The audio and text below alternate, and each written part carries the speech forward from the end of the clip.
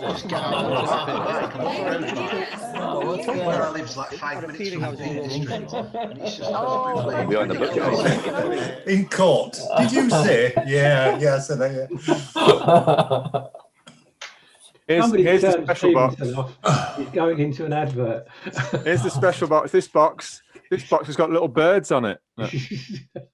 You still advertising the joke? It's got laser. Oh, I didn't get. Oh, laser cut little birds. I like that. That's if you order the fisherman set. You see. Oh, that's for Warren. That one's for Warren. Yeah. They're all black. There's Warren with his parrot. That. Oh, really? That's not nice. Don't make me take out pictures of you. You're not gonna like them. You haven't got any. I deleted them all. You think you have? Remember, nothing is completely deletable. It's true. It's true. Hello, Karen. Hello, Chris Jordan. Oh, there's some. Hello. Hello. Right. Okay, let's. Shall we start or shall we wait? Because there's a couple of people probably missing. I don't know if they're going to come or not. There's quite a few said that they would come. I don't know. Let's wait a minute to see. Probably just come to laugh at Paul.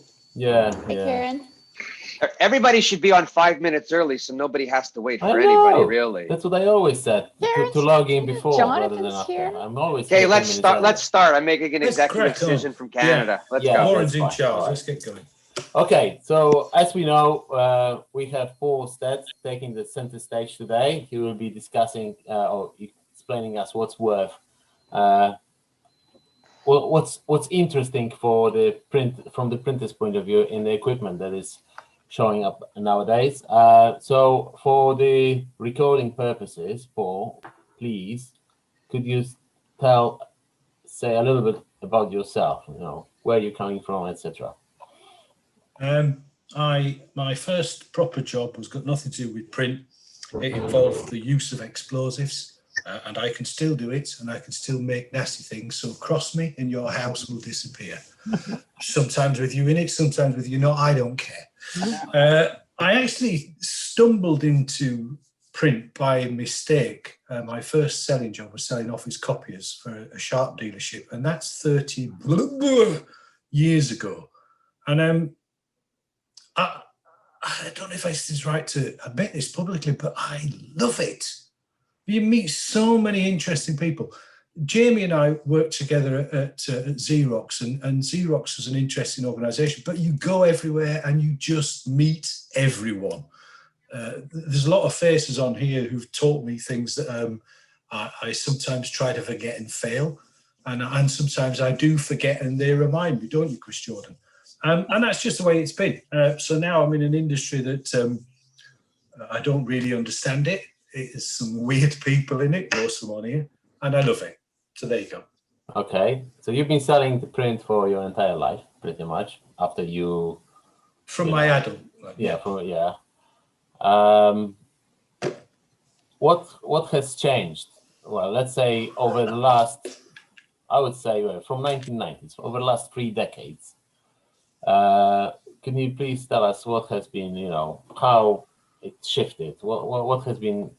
What's different now and versus what was? We only have an hour, That's a long question. Yeah, people like Chris and Mark Stevenson will remember the launch of the Xerox DocuTech, which was 1990, and that was really the start. It wasn't really the start of the industry. The industry started back in October '38 when the first copy was launched. But since then, since digital come in, I kind of.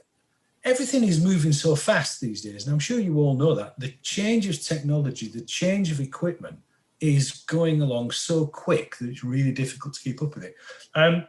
Somebody whose opinion I respect very well said quite recently on another presentation, they used the phrase tin is king.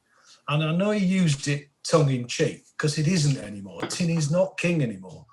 Software, workflow, automation is king. And now grey-haired old duffers like me who look at a piece of tin and tell you how clever it is. We're dinosaurs. We're going the way of the dinosaurs, and we have to keep up. And that's a struggle, real struggle.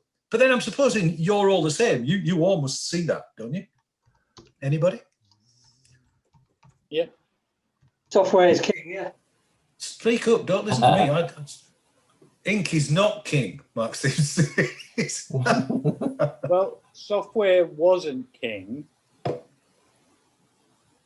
Probably post-COVID, it will be king because most of the suppliers still lead with tin.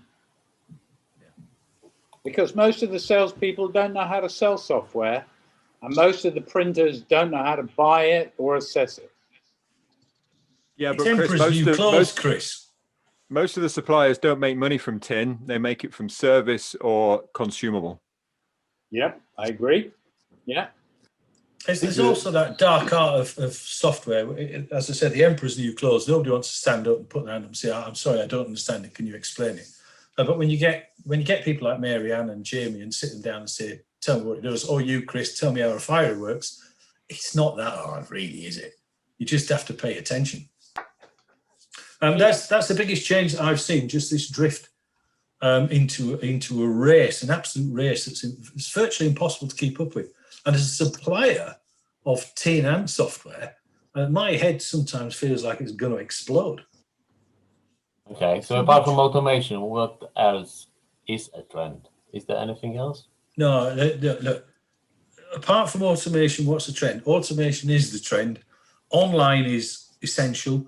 I've said this before in the pub. We've talked about ASL customers who've thrived, and I use that word thrived through this pandemic, and those that haven't, and those that have all got one thing in common, and that's that they've got an online presence. Yes, Mark, you're right. Ink will kill Toner dead. And if you look at the Kyocera Task Alpha, you'll know why. It's frighteningly clever piece of equipment. How much did Chris pay you? That was I'm racking them up, $5 per person. I'm up to 20 quid. Well. Yeah. Sorry, I've lost the thread there. Well, we were talking about you said that automation is a trend, but there are other. Automation is not a trend. Sorry, Joanne. Yes. So I was listening to what you're saying, Paul, and of course, whatever goes through my mind is always why? And I think the easy answer is because printers are used to buying equipment and know how to sell ink on paper. When it comes to software, they get the software, but they don't know how to market it. They don't know how to turn it into sales. And so they keep going back to what they know, which is selling ink on paper or toner on paper or whatever substrate on substrate. And I think it's the job of the vendors to really educate, whether you're selling tin or software, you guys need to help your customers learn how to make money with whatever they just purchased, whether it's hardware, software, or in an ideal world, the two combined. And and there are a lot of software vendors out there doing that now. They're offering the courses. They're teaching people how to market so that they can sell these solutions. Web to print companies, hint, hint, do a good job of that. And I think it's important for everybody. Oh, Paul looks like he's like jumping out of his skin. But it's just so important for the vendors to get on board and help their customers sell. Because what's the point of having an equipment if the customer's going to go bankrupt if they can't feed the press? Okay, Paul Sheffield and then Mark Stevenson. Yeah, it's a sort of a question for Paul and a comment for Paul. I've been around some installations of digital presses via dealers, and I'm certain none from you, Paul, would be in this category, but they do skimp on the training and sometimes skimp on the specifications they advise the client to have. I had one installation, and I won't name names, where the piece of equipment went in, had a very high-end inline scanning and profiling piece of hardware, and the dealer didn't sell them the full featured version of the software, which was actually needed to maximize its impact.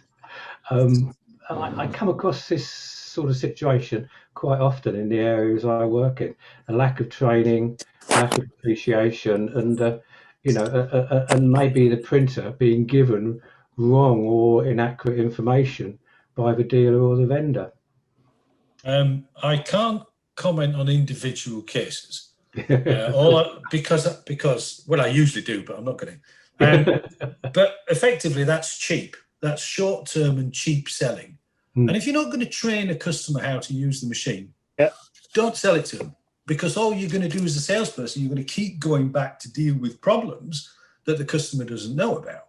If you want to do it right, put the money in the training, put the money in the installation, make sure the software is going, and reap the rewards of the annuity that comes back from all the clicks that they make. Make it easy for the customer to make money. And guess what? When he wants a second one, he isn't picking up the phone to the Mr. Cheap. He's coming right at you saying, hey, need more kit. How do I do this? How do that? Can it work with this? Can it work? Paul, how do you make that difference when you might be up against some other dealers? Warren. Well, so I'm listening to all you guys. I've bought $5 million presses and $1 million digital presses and laser cutter, all that shit.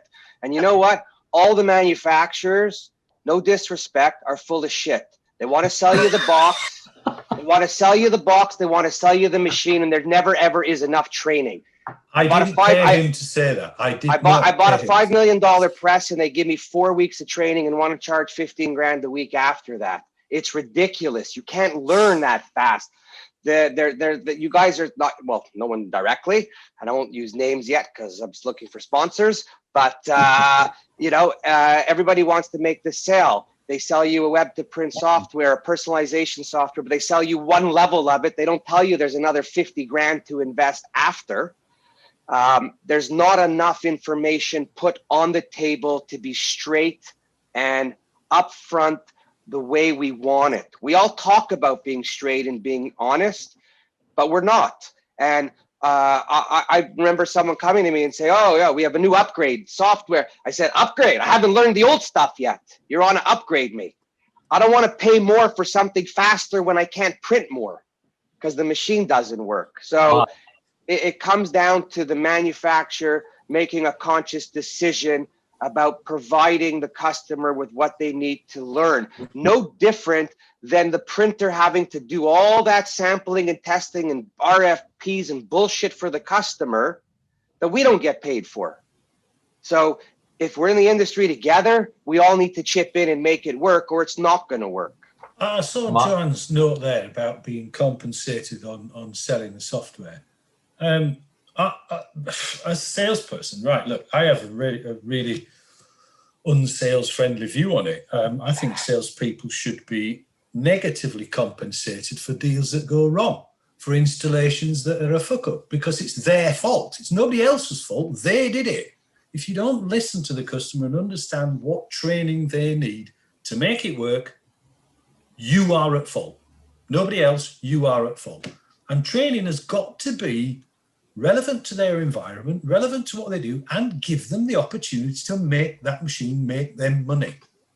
What about the manufacturer assuming the customer knows nothing and is going in there with that attitude? And if the customer happens to know something, then they'll just move faster through that part.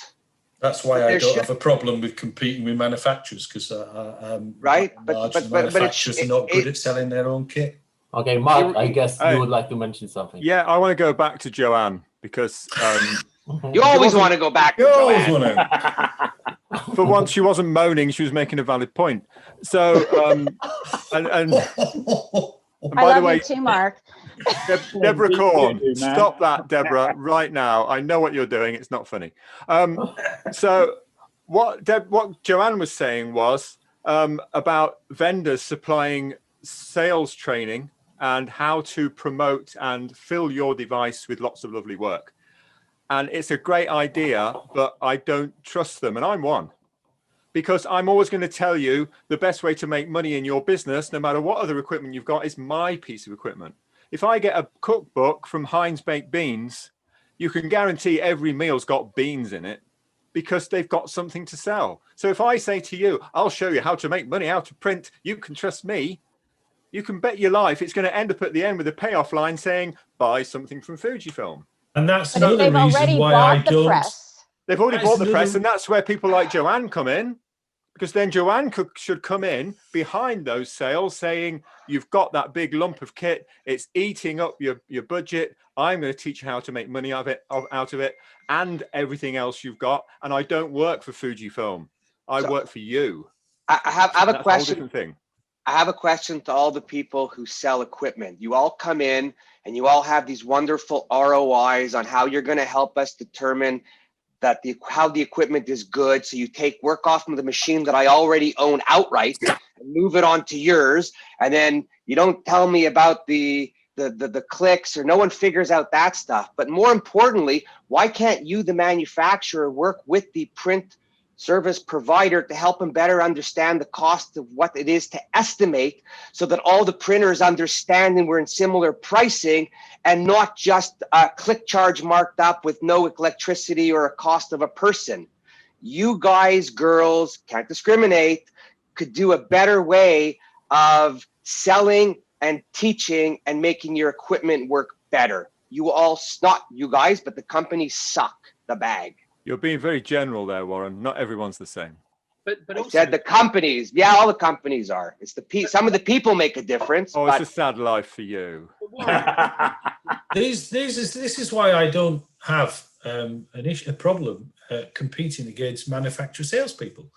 They're targeted in a different way. They have one line in their portfolio, and it's fair. I feel sorry for them sometimes. It's very difficult when you've only got a tin of beans to sell a packet of spaghetti. It's not that easy to do it. But I'm thankful that I'm an independent and I don't have to bow to somebody else's sales target. Neil, you wanted to mention something? yeah, I was just going to say to Warren that it sounds like you're trying to get the manufacturers of machines to teach people how to be in business. If they can't work out how to make money or be in business and pay their bills, well, I don't want Heidelberg to try to teach anybody, because they don't know how to stay in business themselves. But really, there has to be a better association between the two, because it's a royal fuck up out there, and people are selling all over the place because they don't know. Yeah. Okay, Agreed. Deborah? So I'm a car manufacturer. I make a car, I sell it to a dealer sells it to a person. Is it the manufacturer's problem to teach that person to drive? Like Absolutely not. No, you're right. I am like so over these arguments about it's everybody else's fault but the printer's fault. No, it's the printer's there to Warren, learn. Printer's there to learn. Okay. So what I've probably spoken to, okay, so let me just preface, I've never bought equipment. I'm not a printer, so I'm not going to speak from I have no experience with that. But I've spoken to hundreds and hundreds and hundreds of printers who, when it comes to software, don't want to implement it, don't want to put the time into training for their employees, don't want to shut their print shop down to train people. I have had more printers tell me that they're the reason that the training didn't happen. They're the reason that the implementation didn't happen. So everybody has to take responsibility here. But at the end of the day, if you're buying a piece of equipment and you don't know how to sell print off of it, congratulations, for the person who sold you that press. But it's not the point that it's someone else's responsibility to teach people how to run their business, to your point, Neil, which I think you guys are talking across purposes, aren't you? No, but with all due respect, the person's coming in to sell the press. They're telling you what it could do. They're telling you how easy it is. I bought equipment. When they sit and tell you something, you expect after to get what they tell you. And part of the problem is they're not delivering what they're selling you in terms of the training. Okay, I'm not saying that the printer is not responsible. I've done software implementations too. And yeah, it's a nightmare because you need a dedicated person. You have to have it in charge. It has to come from the top of the company that this is the mandate and everyone must follow. It's the same thing with marketing. Everything in every company starts at the top, but the manufacturers, it's really simple. I was dealing with one of them and I was buying a piece of equipment for $500,000 and we're going back and forth on the price. And I said to the guy this, I said, I don't really want to negotiate with you. We've been talking for a year. Is the price you gave me the best price? Are you comfortable that when I speak to my friends around the world, that you are going to be in a good place? Because if it comes out that you beat me and you didn't give me a fair price, I'll continue to pay for it, but you will never sell another piece of equipment in my building again. And the guy said, I'm comfortable. And I was good with him. So I'm not about beating people down. I just want back what people are going to offer, as the people I deal with have expectations from me, what I offer. What's good for one is good for the other. So That's all I along say. Along those lines, then, how much responsibility is it of the printer before they buy that press to talk to other people who have bought that press and say, let's talk about how they helped you implement it. Let's talk about how they, the sales programs or whatever they, like, where, what I really don't understand pointing the fingers back up the food chain when it's your press, when it's the printer's press, it's the printer's customers, and it's the printer's business. When you are promised that you will be hassle-free, that it will run, that it's not that complicated, and I'm not going to call out any manufacturers, but I'm telling you, Deborah, I am a solid guy. I buy equipment. I have real conversations because I don't want to fight with anyone. And at the end, when there are problems, right, I'll talk about the I experience. I do it the right way, and I've been shafted many times. So I'm not too concerned with the whiners and the complainers, but I keep buying, when I was in it, I kept buying and I kept doing. And the similar things are happening. A rep changes. The company doesn't know what the rep promised you, but you know what you were promised. Someone else says, hey, not my fault. Can I share some really straightforward experience? Yeah. I supply equipment from all of the leading digital manufacturers, and I don't mind getting off the fence on this one. There is one of them. So let's take the four common ones of Canon, Konica, Xerox, and Ricoh. There is one of them whose training, operator training for their customers and ongoing training in ORU replacement is head and shoulders above the other three. It shouldn't be that way, but yes, Ricoh, you are far better at this than any of your competition. Is it an accident that I sell more Ricoh devices than Xerox, Canon, and Konica put together? Can I just quickly add to that as well, Paul? And I think it's twofold, not just the training, but going from what Deborah was quite rightly saying about the printer taking responsibility, but then going back to Joanne and saying about the manufacturers taking responsibility. I also have first-hand experience with Ricoh in terms of what they're actually offering. It's absolutely incredible. It's like a guidebook in terms of everything that they would possibly need to know to market their business. So that, as far as I'm concerned, there's no excuses. If you're committed to buying something and you've got the rule book and the knowledge book to implement it, then, and the training to support it, then there's one common denominator here, and that's Thank you. Some manufacturers make it easier, but the real blame, as Paul Sherfield pointed out, actually lies with me. Because if I'm this person that's selling that piece of kit and I don't take time to find out what training each customer needs that's relevant to them and relevant to their business, then I'm at fault. Not the manufacturer, me, the supplier, I'm at fault, and Warren will never come back to me. Okay, great. Thank you very much. So in terms of the equipment, can you tell us, is there anything outstanding? Have you seen anything outstanding recently? So I see it all, and it's, where do you start? Jet press, yep, everybody loves a jet press. I mentioned the Kyocera Task Alpha earlier on. It's new, it's headed for direct mail, it's a cut sheet inkjet device, and it is mind-blowing. The capabilities of it are just stunning. It's not a high image quality device. It's based on its transaction, it's based on direct mail, and it's going to be a problem for those that can't sell it. After that, tin, I don't know, the MGI jet varnish is pretty cool, but I'm not really that bothered about the tin because most of them, with the exception of the two that I've just mentioned, most of them do pretty much what they say they do, and it's the software that drives it, and it's the workflow that drives it, and it's the automation that drives it that will make Warren a millionaire or not. Lander, big piece of kit. There's not a lot of people going to be able to afford one of them. Oh, McGowan can. Yeah.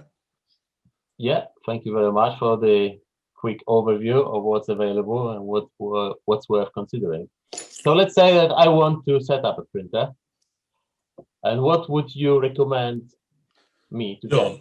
Don't bother. Actually, all right, look, last 2 years ago, we sold Smart Print to the company that I now work for.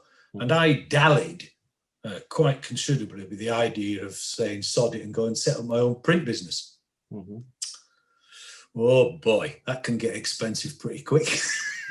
What do you need? The problem with it is that people and some of our smaller print companies, they try to be everything to everybody. And I don't think that's the right thing to do. One small print shop cannot supply everybody, but there are lots of trade suppliers like Where the Trade Buys or Route One out there that will back you up to the hilt until you've got a portfolio that can work. You can even send work to Andy Galloway and outsource it to him, and he'll print it for you and help you and get you going. If I was trying to set up a business right now, and this is crazy for a print sales, a product salesperson to say, I probably wouldn't even use a bit of tin.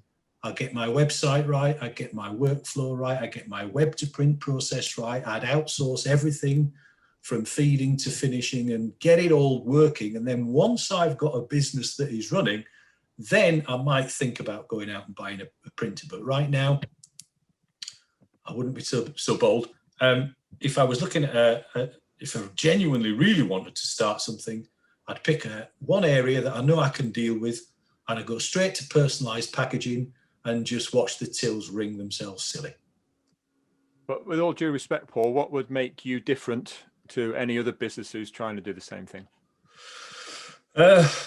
It's insider knowledge, Mark, isn't it? You know what your product can do. I know what a dozen different products can do, and I think I probably know how to get the money out of them and how to make them build, how to make them build a business. Now, currently, my job as a salesperson is to encourage Warren and Andy Galloway and other printers how to do that for their business, not for mine. But it's a long, slow process. And as Miss Gore, yeah, she can always help me too, can't she? Paul, get the marketing right. If the marketing matches the sales message, you're on a win-win-win. Paul, when you're talking to a printer about an A3 device, what is the crossover point when they should go inkjet opposed to toner?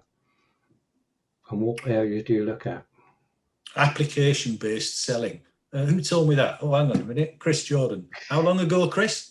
25 years ago. 25 years ago.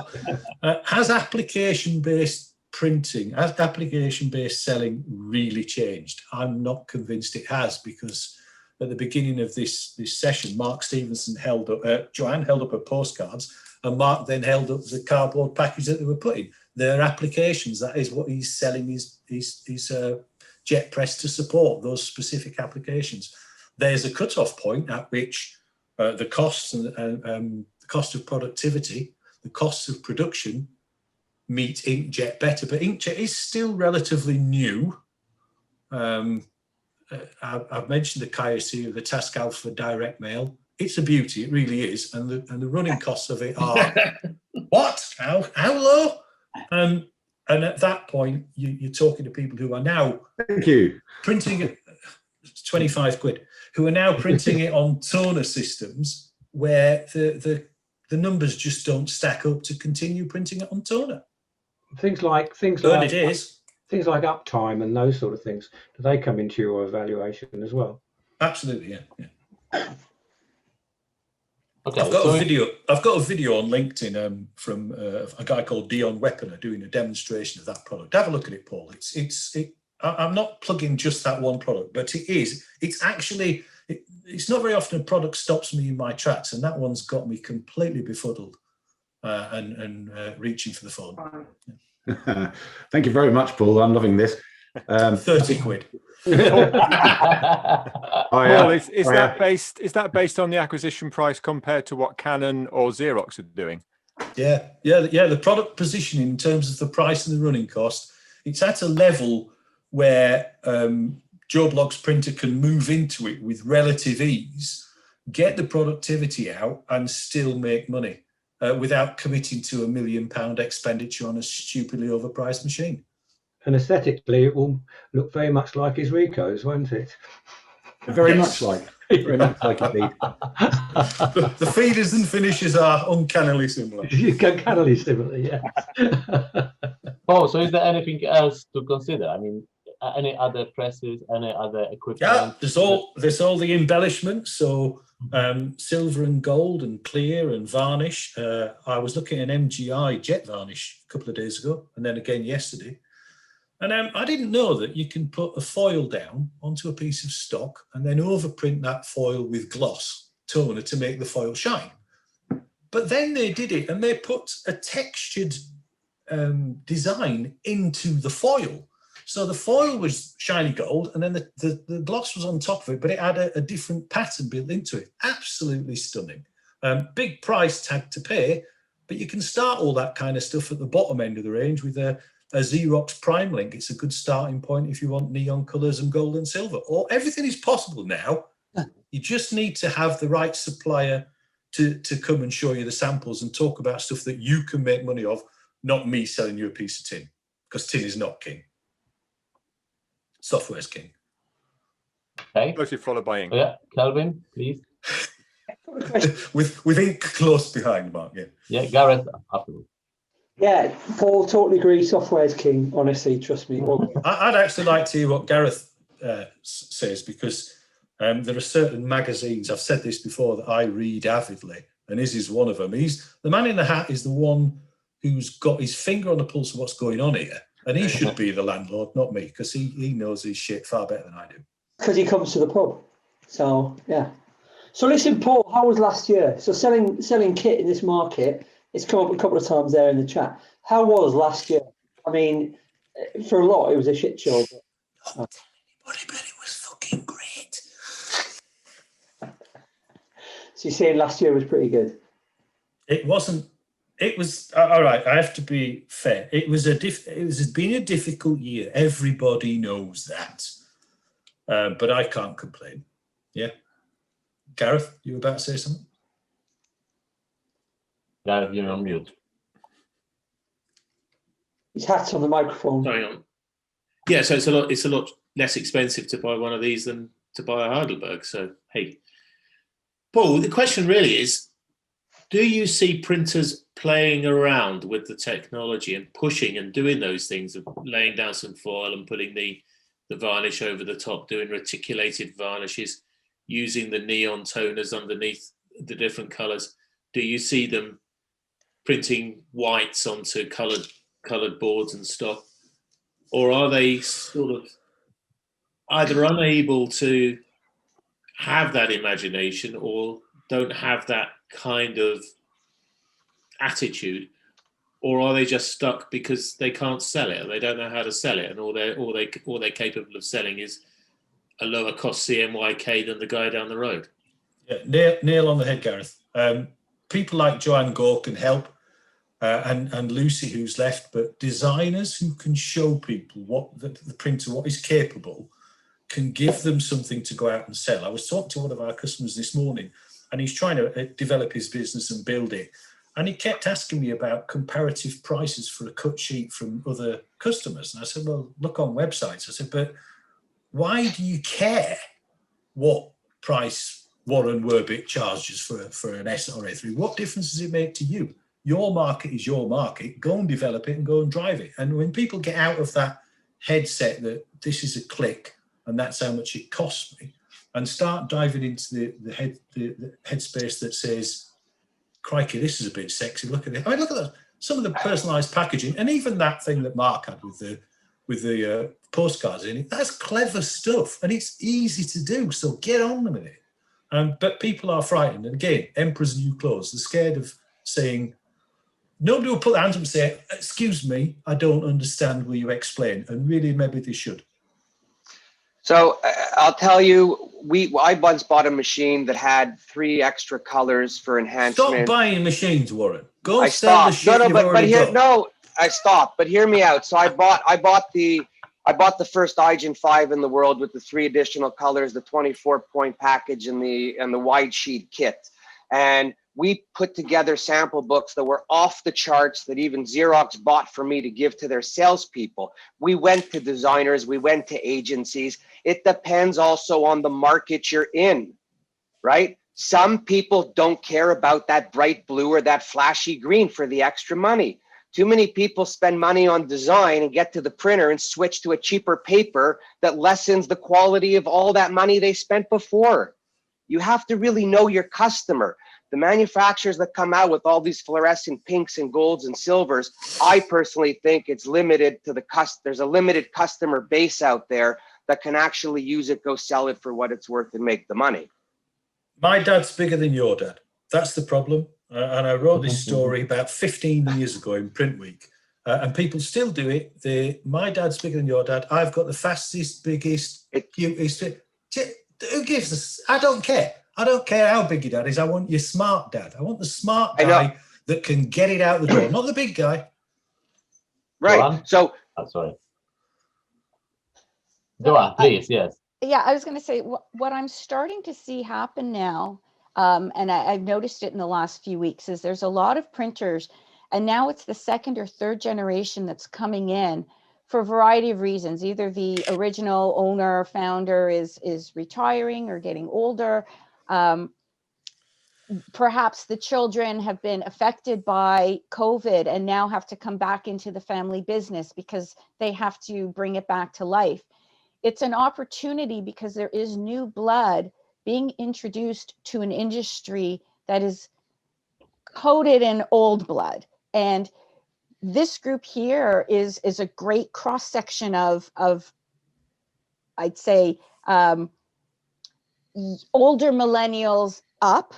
And we have an opportunity to capture some of those older and middle and younger millennials who are, whether they're being forced into the business or entering willingly, now are being exposed to all these cool things, and they don't even know what can be. They don't know about the metallic inks and the finishings and all the cool stuff we know about. They haven't been in it.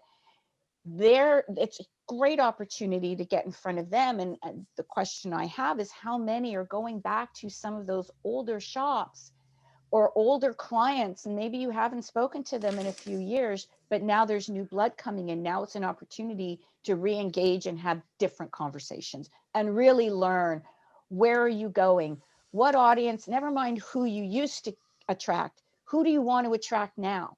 Where's your low-hanging fruit?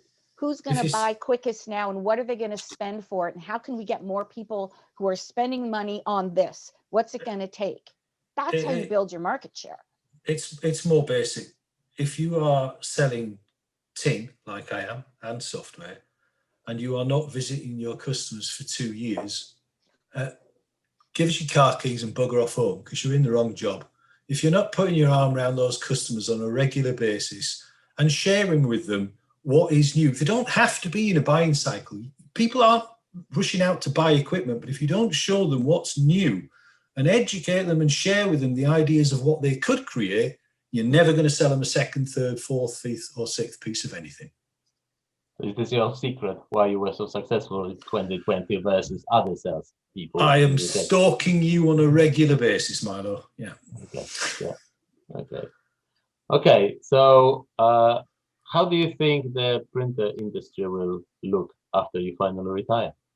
I won't retire. I will die in the pub with a pint in my hand. I'll never retire. Killed by a jealous husband. Who told you that? What I mean, I mean, just when does the world stop being round? It's never going to change, is it? Printing just gets sexier and sexier every year, and a little bit harder to understand for a dinosaur like me. But thankfully, young people are coming through. But I can't actually see me ever retiring. I enjoy it too. But this is not a job. This is not employment.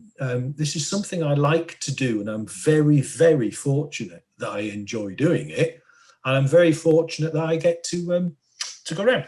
A few years ago, when my wife and I were newly married, and I met her at a previous company we used to work for, I'd been visiting customers nearby, and I'd finished the day, and it was about 4:30. I came home, and I walked in the house. She said to me, "What are you doing?"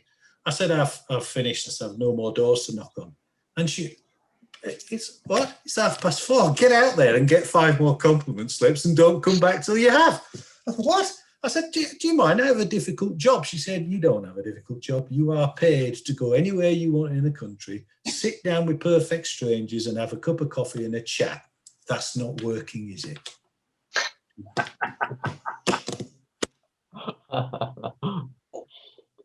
So, but I was wondering whether you can see,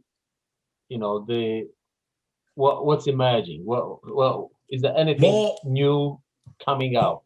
More and more use of people like Where the Trade Buys and Blue Tree. That's going to get more and more. Print companies will settle into their environment. The finishing will become a little bit sexier, but people will just not have to. There's too much chasing around. I read something else a few days ago about activity for activity's sake. You can make yourself busy doing a hell of a lot of stuff just for the sake of looking like you're busy. But if you slow down, take your foot off the gas and stop and give everybody a damn good listening to, it needn't be such a frenetic chase, and you'll get a lot more out of it. And so will the customers, I hope. Okay. But that's my opinion. What about everybody else here? There's a lot of people here that know a lot more than I do. Dave McGuinness, you've been quiet. That's a miracle. But you guys must have an opinion on this.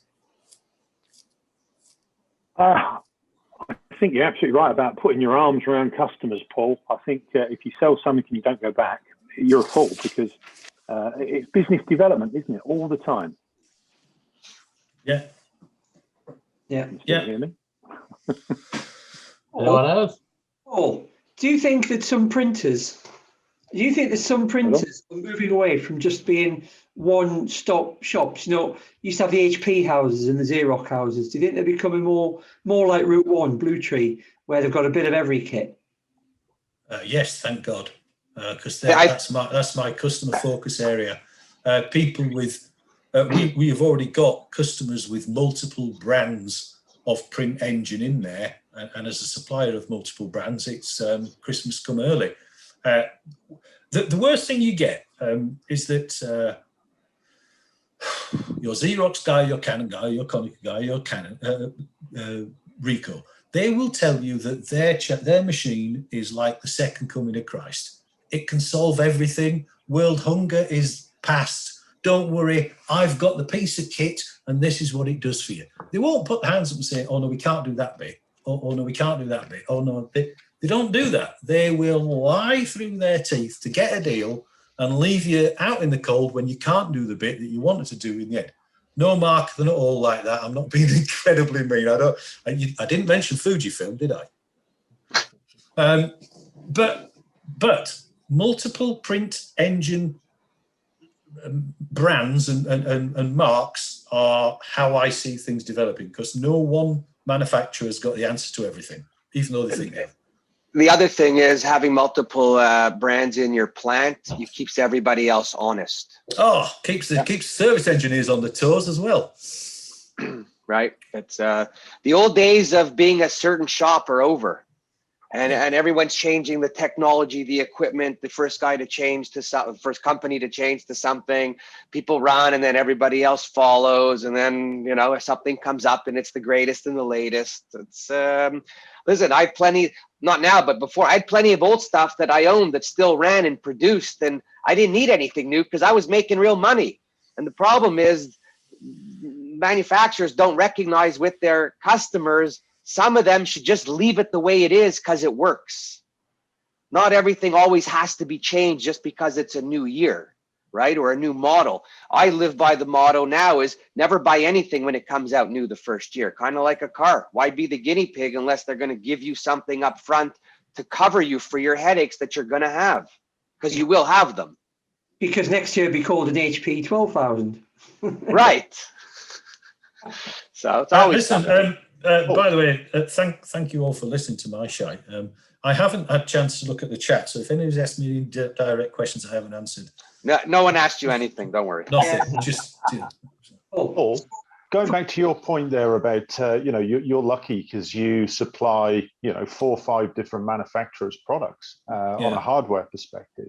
Yeah. We've seen in the marketplace, people have diversified what they're offering. So, yesterday's direct mail specialist is tomorrow's packaging printer, so on, so forth. People have added technologies in. Don't you think it's a fact now that people are buying the right technology to meet the application set? For instance, Mark's jet press, as beautiful and brilliant as it is, it will have limitations, just as the same as the Iridesse or the Kyocera might have a limitation in a certain application area. So printers aren't stupid. They do their due diligence, they do their research, they understand the market that they want to attack, and they will buy the right product to deliver that to their client. And that's an interesting point. You bang on with terms of application-based selling, but then you and I have been doing it for what? For how long? We don't even want to care to think about it.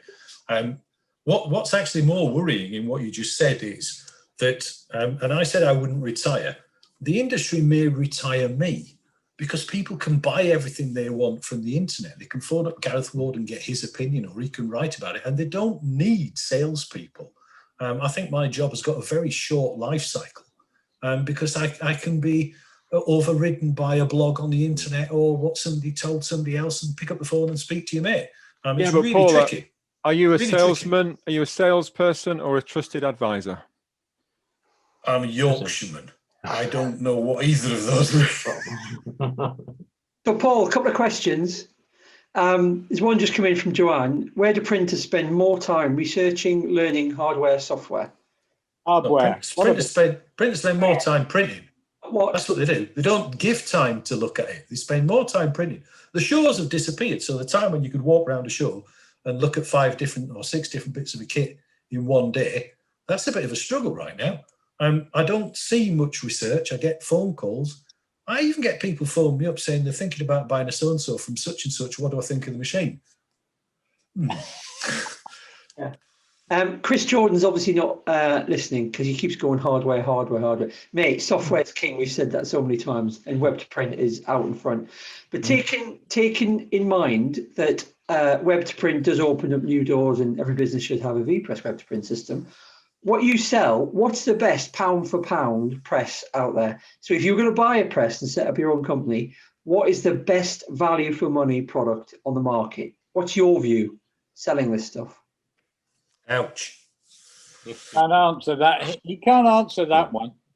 No, that's I don't think you can, because again, what are your applications? I have a couple of favorites. I have a couple of favorites that I like for varying reasons. So, but if I was starting a business, if I really had to start a business, my entry-level digital printer would be either a Xerox Versant with the 5th colours, with the silver and gold and the neon colours, or a Ricoh Pro C 5300, because the image quality of that device is better than the 9200. And if there are people on here from Ricoh, they'll have a fit, you may say that, but it really is. And the substrate range is enormous, so you can attack more markets. But I'm not starting a print business. And by the way, I'd have to get my website, my web to print, and my software set up first, wouldn't I? You so would. Do you know anybody that does it? I haven't got a clue. No.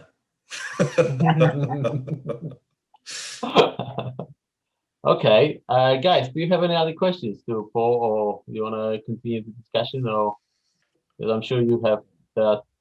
I haven't been going through chat. I was listening to Paul. I have, Milo. I have. Paul, what's the best deal you've done while you've been selling kit all these 250 years?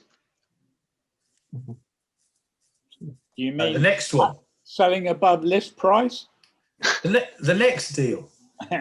It's always the next deal. I'm a salesman. I get a buzz out of scratching pieces of paper with names and signatures on them.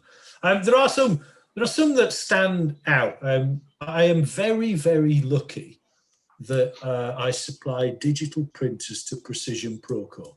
They are my favourite customer. They're Ricoh's biggest print volume customer by a country mile in Europe. And for a small little dealership like SmartPrint that we were at the time, to be the supplier is a real feather in the cap. Here's the thing though, and I've mentioned them before. Same with Baker Labels, who are another customer, and they were on a few weeks ago.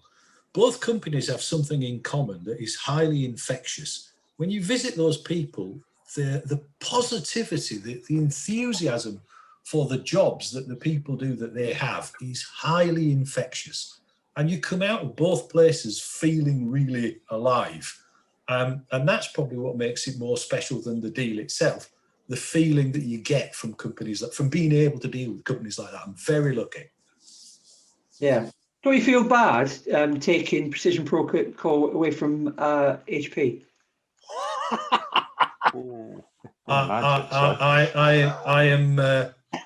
I'm so disappointed with myself for doing that. So Paul, what happens when you've sold them all of these boxes and they've got enough print capacity to manage what they've got and 10-20% growth on top of that? What are you going to sell them then? Some more, because there's two more machines. There's always something more.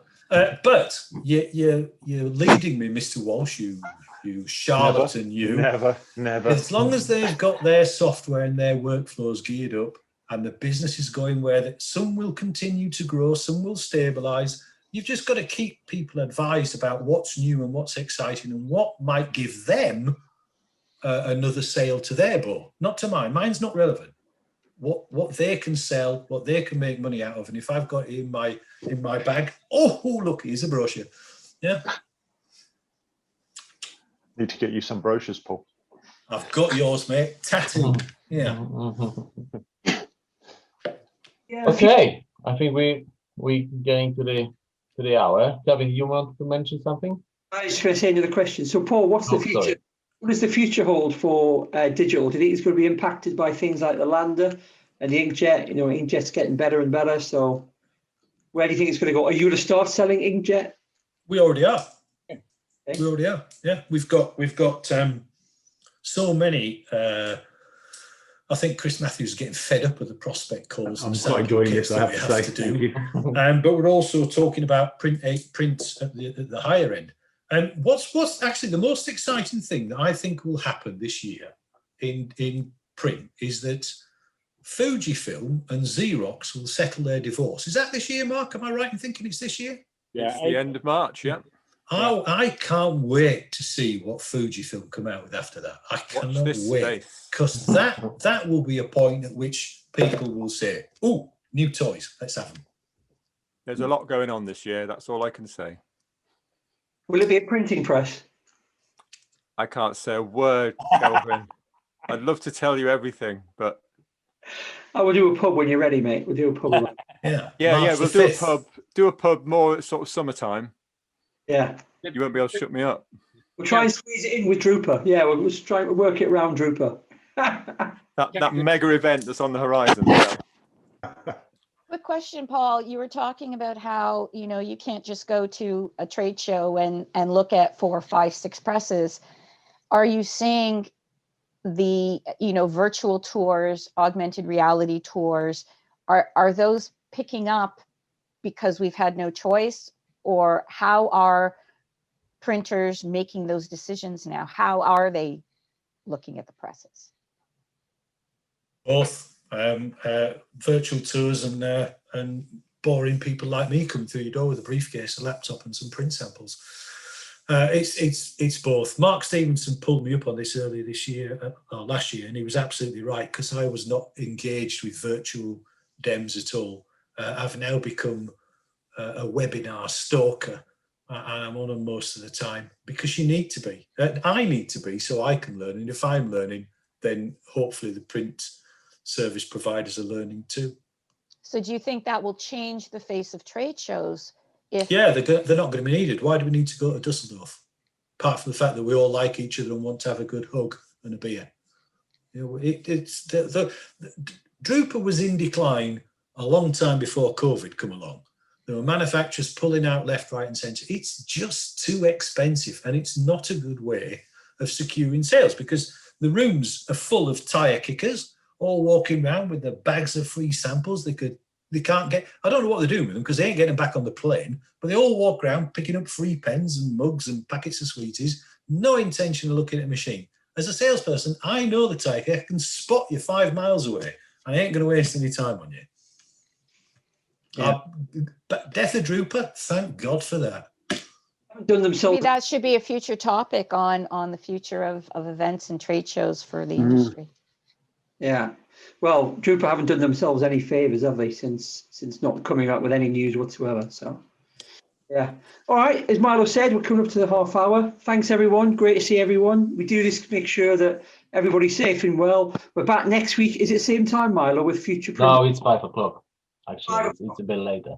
5 o'clock GMT, so real time, none of your fancy foreign time. 5 o'clock UK time. We're back with future events. So wait, sorry, what, when, what? Next week we're doing 5 o'clock, so it will be your lunchtime. Yeah. Next week is okay. 12 o'clock. Milo, she'll just be rolling out of bed. Yeah. Better to drink at noon anyways than 10:30 a.m. So we'll be back. We'll publish it. We're starting to line up a bunch of events and speakers over the next couple of weeks. Try and keep everyone informed. Remember to follow us on LinkedIn. We really need those numbers on LinkedIn to keep going. So everyone, great to see everyone. Keep safe and see you again next week. Great to see you. Can I just add a thank you? I hope I haven't talked nonsense, but thank you. Thank you, Paul. No, thank you, Paul. Steady. Take care. Good mate. Well Thanks, done. Paul. Thanks, guys. Thanks, Paul. Take care. Bye-bye. Take care. Ciao. Bye, everybody. Bye.